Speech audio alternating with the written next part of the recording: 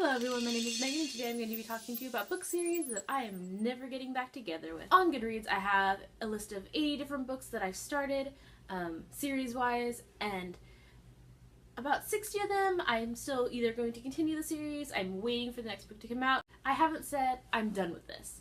However, there are about 27 or so that I've actually, nope, I'm not going to touch that. So if you wonder why I'm looking at my phone, it's because I actually have the Goodreads list of all of these series I'm not going to finish. So the first book series that I ever gave up on after starting BookTube was the Matched series by Ali Condi. This is a romance dystopian.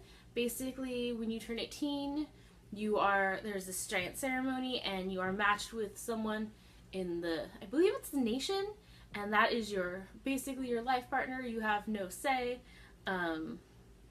And obviously the main character gets matched with her best friend and ends up falling for someone else, and it just creates this kind of conflict. This was at the same time I was reading this, I was reading Divergent, and I was reading Delirium, and I was reading just a lot of other dystopians, and this one just didn't meet the level of the other ones. Then another series that I decided to DNF was Catherine Jenks' Genius series.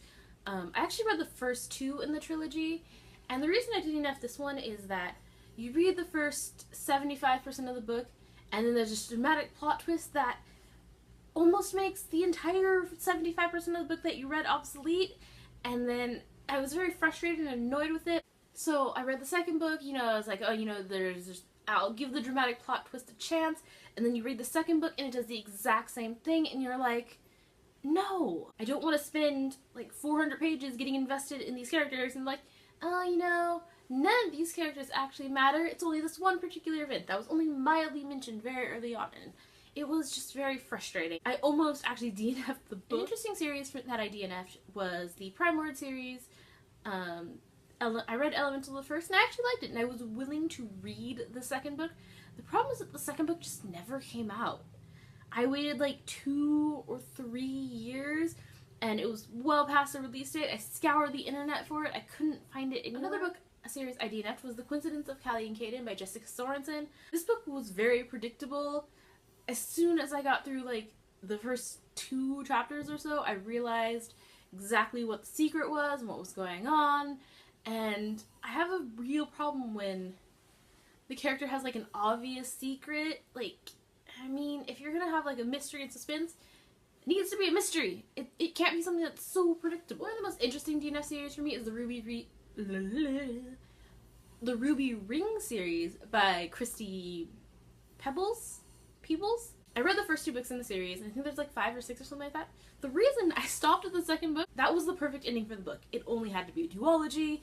You have the conflict, you have the solution. Yeah, it's insta-love and totally corny, but some corny is good sometimes. I didn't want to go with the series because I'm it's literally the best ending possible right here. Why is there more? That is also the problem when you have a good ending and not a cliffhanger ending. You're like, why do I want to go on? I may at some point pick up that series in the future, but as of right now, this is where I'm going to end that series, on a good note, on a high note. Another series that I liked but DNF'd anyway was the Forbidden Forest series. The author is Tanaya Jane. Oh, sorry, it's the Legends of Regia series. The book I read was Forbidden Forest. This is a romance story between an elf from Texas and a vampire from another realm. A blind vampire from another realm. I really liked the book. It was a fantasy romance that you don't normally see. So not every series that, I'm like, I'm not gonna finish this. It's not because it's bad. The next one, however, was terrible, and I barely got through the first book. That is the Plumage Goddess series by Tallulah Darling. The first book is My Ex from Hell.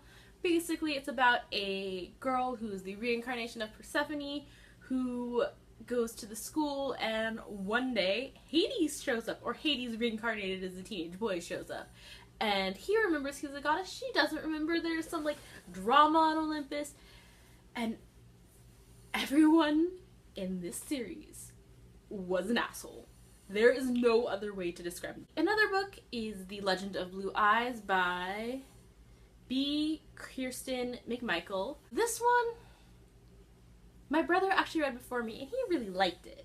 Then I read it and felt like the writing was very choppy and stilted, and I couldn't get into the story because of just how the writing was. And the final series that I'm going to talk about is The Watchers by Lainey Purcell.